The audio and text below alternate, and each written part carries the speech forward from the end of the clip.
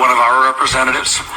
It is not our recommendation. It is not our peace plan. It is a proposal that was received, and as an intermediary, we have made arrangements to share it, and we did not release it. It was leaked. It was not released by our members or our representatives. So as we move through on this thing here... So he's saying that this is not an American plan, and he's backed up by Senator Angus King, an independent senator. This has been an extraordinary weekend, both because of the sessions that we've had with people from all over the world, but also because of the communication, as was mentioned today, from Secretary Rubio and the leaked 28-point plan, which, according to Secretary Rubio, is not the administration's position. It is essentially the wish list of the Russians that is now being presented to the Europeans and to the Ukrainians. It does provide a guideline to try to narrow the issues between Ukraine and Russia. And the encouraging thing to me is that the administration is not attempting to negotiate this agreement unilaterally, but indeed is in close consultation in the next few days with... So you had a Republican, now you have an independent, and you even have a Democrat confirming this as well. Throughout the weekend, I have made it clear that I believe this is a Russian proposal. I hope that tomorrow's negotiations in Geneva focus on a real framework for negotiation that guarantees an outcome that benefits Ukraine rather than Russia. I think any real peace plan needs to be sustainable and backed by Ukraine's government and its people. It should be developed in full consideration and consultation with our allies who are going to help guarantee a ceasefire and any long-term peace deal. It should include meaningful security guarantees that assure Ukraine and our allies on the continent.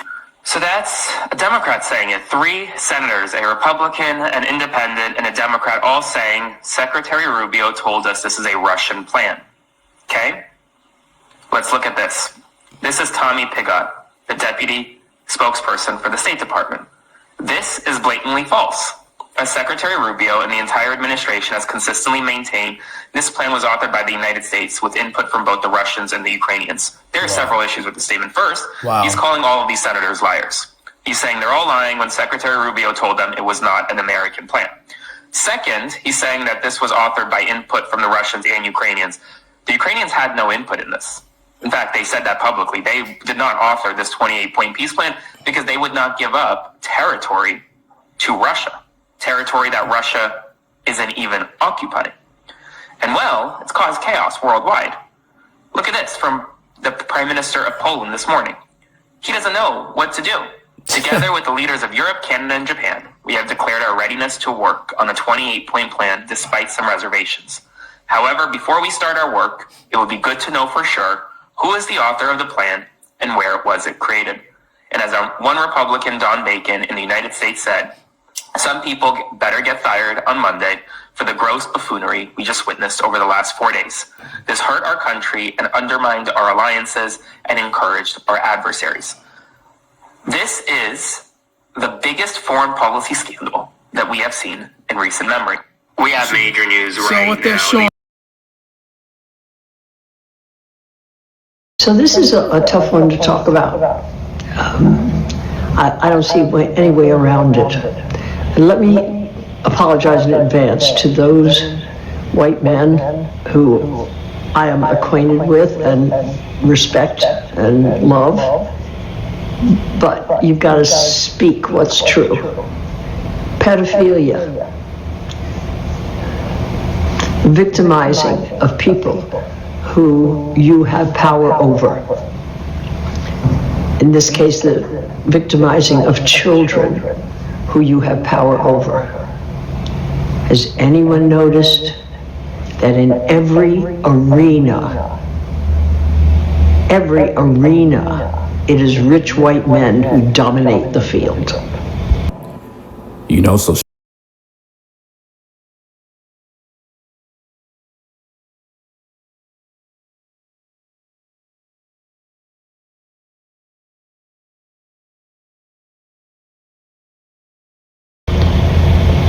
We know Epstein, where it's so distressing that some of the richest men on the planet habitually sexually abused children.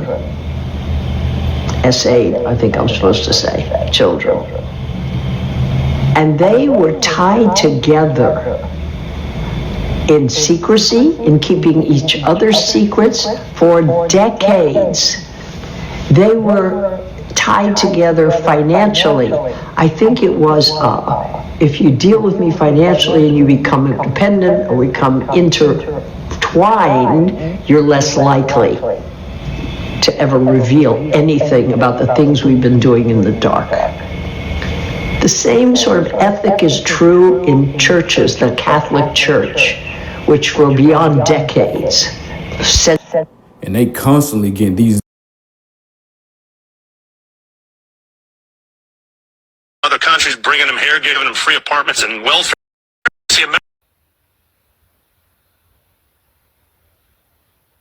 Obviously, America was founded in a very multicultural way. America wasn't founded by grabbing a bunch of dudes from other countries, bringing them here, giving them free apartments and welfare. It was by people who wanted to escape religious persecution, and they started building things, not just coming here getting handouts. I mean, I've been a lot of places and I've seen a lot of people, and as soon as the truth is told and you don't like it, you say racist. Let's talk about the truth here, Piers. I gotta jump in here. When we talk about the founding of America, it was founded by European colonizers, built on the backs of enslaved Africans and on the genocide of indigenous people. To claim that it wasn't, just free handout, it literally was. The Homestead Act, which was finally repealed in 1987, gave hundreds of millions of acres of free land to white European immigrants while denying them to the descendants of enslaved Africans. And so even to this day, the single demographic, the largest demographic on public welfare are white Americans. But there is no accountability and restitution or reparations for the enslaved Africans and their descendants who suffered genocide. And we rewrite this history, well, we built it by our bootstraps. No, you didn't. You built it on the backs of the enslaved Africans. The biggest government welfare program isn't food stamps, it isn't SNAP, it isn't Medicare, it isn't Medicaid, it isn't even Social Security. It's free land to white people.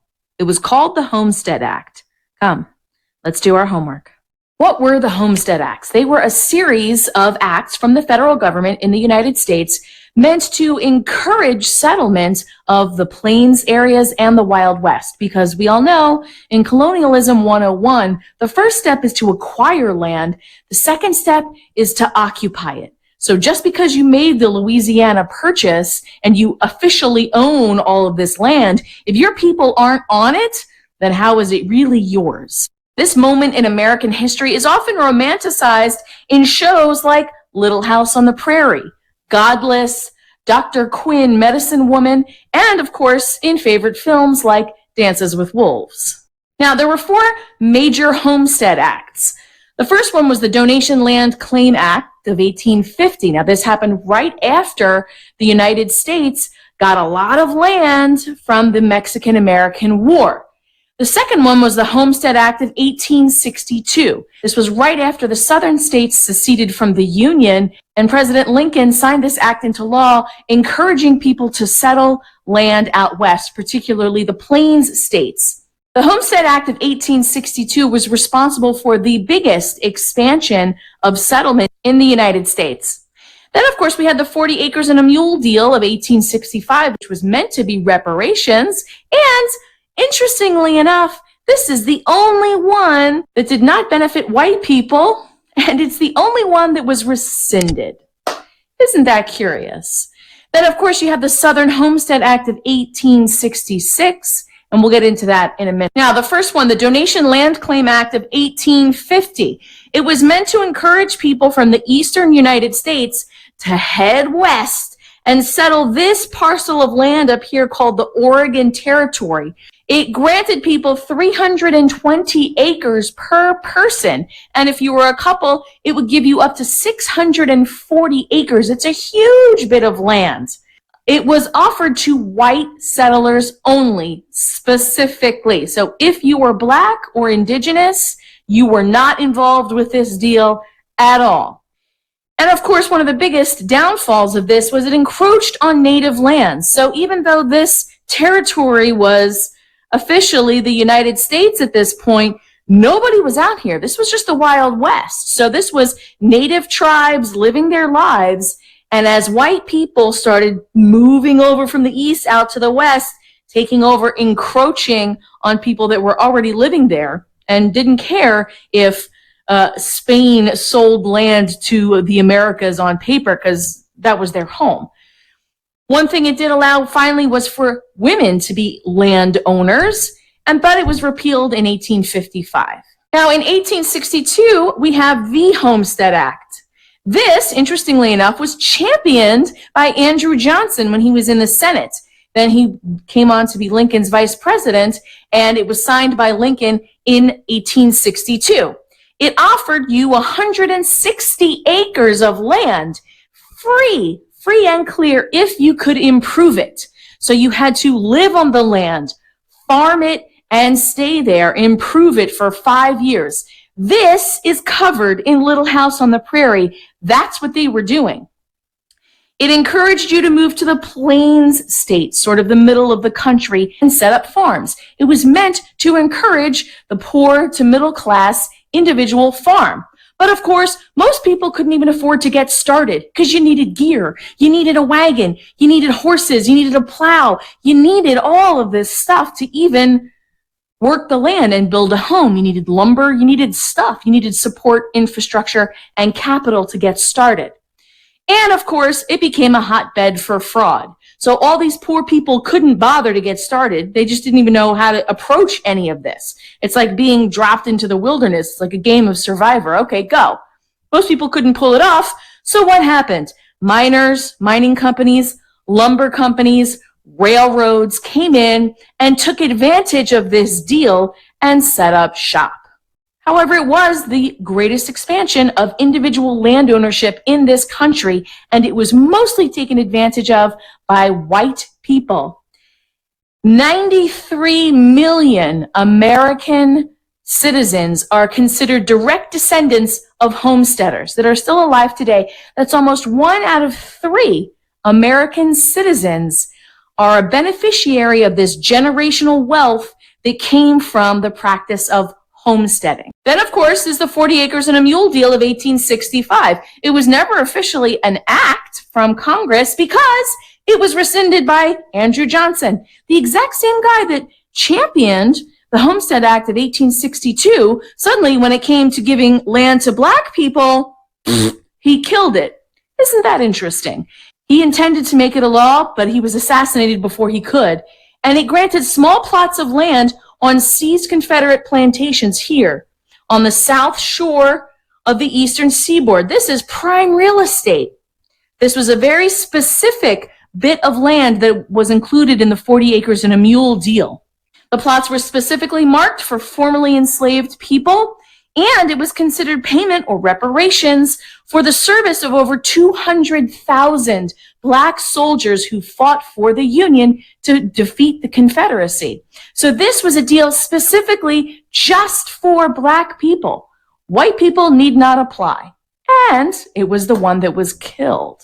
Finally, we have the Southern Homestead Act of 1866. This came after 40 acres and a mule was killed because we had a major problem in the American South with tenement farmers and sharecroppers. There was deep, deep poverty in the South after the Civil War. Now, this was signed by Johnson sort of in an attempt to replace the 40 acres and a mule, but of course, it included white people. It focused on land in the South here in Arkansas, Mississippi, Alabama, Louisiana, and a bit of Florida. It was for newly freed men and white people who fought for the Union, no Confederates. It was supposed to help bring people up out of poverty. There were 28,000 claims by white people and only 6,500 claims by newly freed black people. Why? Well, because white Southerners sabotaged the program. They didn't even tell people that it existed. If you're a plantation owner and you've got these newly freed, formerly enslaved people working your land for peanuts, pennies on the dollar, these poor sharecroppers are trapped, are you really going to tell them, hey, there's free land over in Mississippi, why don't you leave me and go start your own farm? No, of course not. They didn't even tell people the programs were happening. They were intimidating people, harassing people, unaliving people, making their lives completely miserable, and sabotage this program for the newly freed sharecroppers that were trapped in this cycle of poverty. It was deliberate. This wasn't even the prime real estate, the good farming land, the beautiful land along the coast. This was swamps and bayous and forests. If you're a poor sharecropper, what do you know about clearing forests and building infrastructure to even get you into some of these places? So the Southern Homestead Act of 1866 was wildly unsuccessful. It disproportionately helped white people and not black people. It was too little too late for reparations, and it was destroyed by racist white Southerners who made it their business to ruin this program and keep black people in the cycle of poverty. So the Homestead Acts contributed to this period in American expansion that we always romanticize, the California Gold Rush and the pioneers and Little House on the Prairie and all that stuff. But honestly, it was a dark moment in American history. It was a huge welfare program that disproportionately helped white people instead of the people who truly needed help. It displaced Native people and was not nearly as glamorous as we're led to believe. The people who did succeed literally made huts out of mud and manure. And the Homestead Acts had repercussions for generations. If your family is given 640 acres of prime real estate, that is generational wealth for you and the people that come after you. 93 million Americans are still benefiting from that. So we have this narrative of pick yourself up by the bootstraps, but it's a hell of a lot easier if you're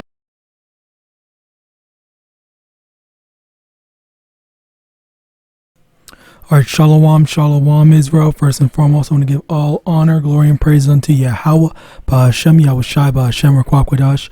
Double honors to the elders and apostles of the great millstone. Shalom to the mighty Akim, Wakwathim, who are diligently waiting to be delivered from this final captivity. This brother Kawakab coming at you, no lesson. Shalom to the speckled birds that may look like the other nations, but are actually Yasharala. Today's lesson is going to be on this whole issues with the issues and the wickedness of Esau, because all these things, like, there is so much to kind of laugh at, where number one, you have their own people literally exposing each other, their own government exposing one another, saying, oh, this guy lied, this guy this guy that, this is bullshit, this is a lie, this is X, Y, and Z, where that's basically the first thing, where they can't get their plans together properly. They're over here sounding and looking like an unorganized kitty team or whatever, where people can't get their stuff together, basically. All right, so that's the first thing. Number two, we have this.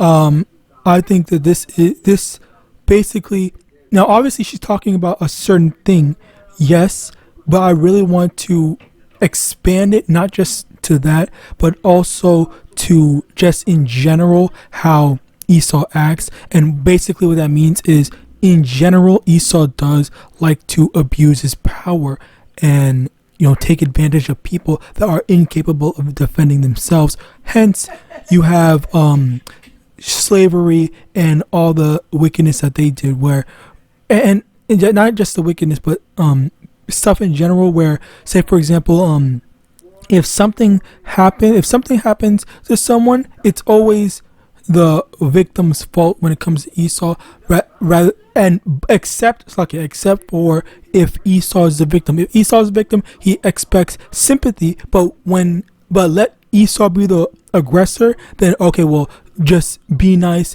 accept my apologies, etc., third, whatever and whatnot, rather than actually trying to make stuff in the right way. So yes, again, as I said before, she is talking about a specific topic, but it does extend into that as well. Okay, because, you know, and as a matter of fact, that's let me actually get that, because this is in the scriptures. This is what the scriptures literally say. But of course, they don't care. Widow.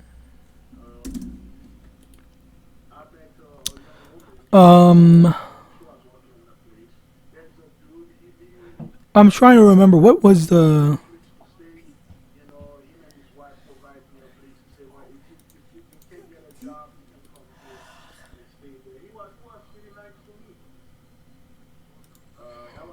I'm trying to. Okay, I'm trying my best to remember. Give me one moment.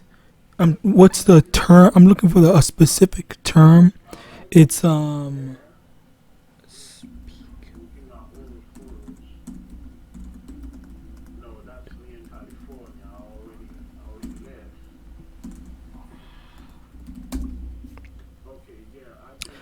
Is this it?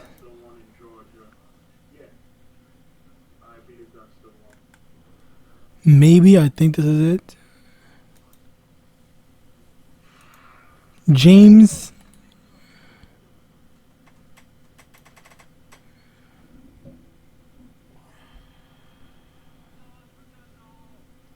Okay, James chapter 1 verse 27. Pure religion and undefiled before Yahawah and the Father is this, to visit the fatherless and widows in their affliction and to keep himself unspotted from the world. So this is not necessarily what I wanted, but still, we'll just use it. But the thing here is how when it comes to people that are incapable of defending themselves, that's where you're supposed to come in, and you're supposed to be like, okay, let me help these people out, these people that clearly need the help, rather than just leaving them to their device, leaving them to their suffering and whatnot. But of course, Esau is the one that puts them in that situation, be it his own people, be it his own people and more. So as a result of that, motherfucker, what the fuck is that? Being Slakia, basically being his own people or more, where anyone can really suffer as a result of it, and people have been suffering and are still suffering. All right, so yeah, this is where we're at right now. Exodus chapter 22 verse 22, ye shall not afflict any widow or fatherless child. And this is what it doesn't get any blatant than this, where Esau has the system in place to make women widows and children fatherless, or hell, even parentless orphans. All right, so these are the things that we're looking out for. And I'm trying not to say too much, but even think about the examples that she was talking about. All right, where that played a very big part in the island thing to begin with. Because where do you think those corn had to have come from? All right, it's not just magically concocted. All right, very clearly there needs to be a source. Next, was this? Oh yeah, this was the Homestead Act. With this, they were basically pushing or giving people, not let me be more specific, Edomites, free land to go and build and have all this stuff. They basically got reparations for losing slaves. They got all that thing, but they didn't know how to set up. They didn't know how to do all that stuff on their own. They were too used to having things. As a matter of fact, I want to play this because this was the coolest thing I've heard. All right, it's just really good to hear. And even it doesn't even have to be Jake that does it. Literally anyone that's able to shut Esau up, it's always just a nice thing to see, where this devil was talking all this proud shit, and then this Ishmaelite, or what appears to be an Ishmaelite, freaking shut him down with all that stuff. So let's let this video play. Obviously, America was founded in a very multicultural way. America wasn't founded by grabbing a bunch of dudes from other countries, bringing them here, giving them free apartments and welfare. It was by people who wanted to escape religious persecution, and they started building things, not just coming here getting handouts. I mean, I've been a lot of places and I've seen a lot of people, and as soon as the truth is told and you don't like it, you say racist. Let's talk about the truth here, Piers. I gotta jump in here. When we talk about the founding of America, it was founded by European colonizers, built on the backs of enslaved Africans and on the genocide of indigenous people. To claim that it wasn't, just free handout, it literally was. The Homestead Act, which was finally repealed in 1987, gave hundreds of millions of acres of free land to white European immigrants while denying them to the descendants of enslaved Africans. And so even to this day, the single demographic, the largest demographic on public welfare are white Americans. But there is no accountability and restitution or reparations for the enslaved Africans and their descendants who suffered genocide. And we rewrite this history, well, we built it by our bootstraps. No, you didn't. You built it on the backs of the enslaved Africans. The biggest government welfare program isn't food stamps. Slakia, so I had to let that play again because that was, it is so great. It's so funny. It's so, I don't know what the word, I'm missing the term, but it's a nice thing to see when Esau gets humbled, because I absolutely hate people having some misplaced freaking pride, thinking that they are hot shit or whatever, when they have literally nothing to be proud of. All right, but of course, this is where you got this. But anyway, continuing on, Matthew 12 verse 25, and Yahawashi knew their thoughts and said unto them, every kingdom divided against itself is brought to desolation, and every city or house divided against itself shall not stand. These are Edomites, where Edomites are wholeheartedly, most definitely divided against themselves, especially with people like this. You have Shedamites like this making these videos. You have Edomites like this who are treating this politics thing like a game, which I don't know why, but okay, sure, I guess. And you have these politicians and whatever, Democrats, Republicans, whatever, basically over here talking all that trash to one another, or as a public spectacle and whatnot. And then even their own people are saying, like, you know what, I could just keep my mouth shut and not talk about it at all, but you know what, I don't fucking like you guys, because you guys are, or I don't like my own people because you guys are pieces of shit, so I'm gonna go and expose you guys. And that's where you have this, because she doesn't have to do that. She doesn't have to make this, but she went out of her way to make it and say, like, this is not okay. All right, which that's basically how you're supposed to be. When you see something wrong, you're supposed to be saying something, or you're supposed to be correcting things. You're not supposed to just let things go. But anyway, continuing on, Proverbs 17 verse 23, a wicked man taketh the gift out of the bosom to pervert the ways of judgment. And that's the thing, it's like primarily bribes, where whenever if you are wealthy, if you are if you have the proper connections, okay, then you can get away with stuff in Babylon, okay. And we're literally seeing that, because I've seen so many times when it comes to like these predator cases, these Edomites get a smack on the wrist, and obviously we know that if Jake, let that be a Jake, then he's gonna get the book thrown at him. But one thing that I really saw that really just sold it to me was, I saw this one Moabite, or I guess so-called Chinese or so-called Asian woman.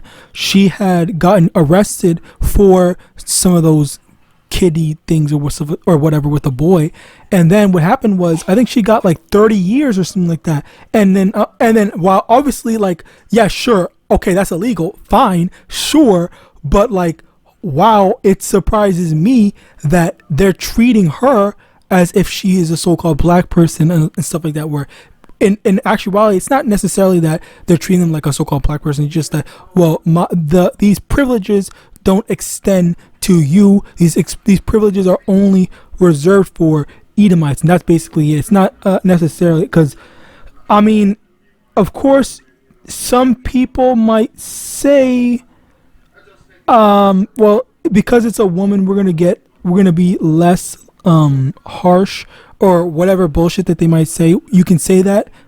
And people oftentimes might have that in the back of their mind when discussing stuff like this, even aside from actual like plain universal rules, which, you know, oftentimes you don't really expect them to follow the rules. You expect them to follow after their biases. And when it comes to their biases, it's like, okay, well, if it's Jake doing the exact same thing, well, he's going to get the maximum sentence. But if it's an Edomite, we're going to find any type of loophole or excuse to make it so that he only has to serve a year or two, and then or a smack on the wrist or house arrest or something. Where a lot of these people, they did a lot of times these wealthy Edomites or these Edomites don't get as harsh a sentence comparatively. And you can actually Google that. Definitely go Google it. Do so-called black people or any other nations in general get harsher sentences compared to white people, and you will see,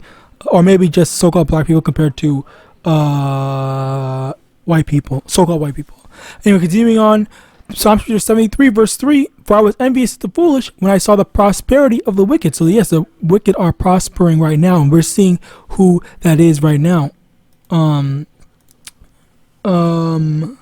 I just had a thing and then I forgot it. Oh, whatever, it's fine. Yeah, it's fine. So with that, praise that's my edifying. I want to give all honor, glory, and praise unto YAHAWAH, Hashem, YAHAWASHI, Hashem, RakwakWadash. Double honors to the elders of the apostle, great millstone of Ball and Shalom.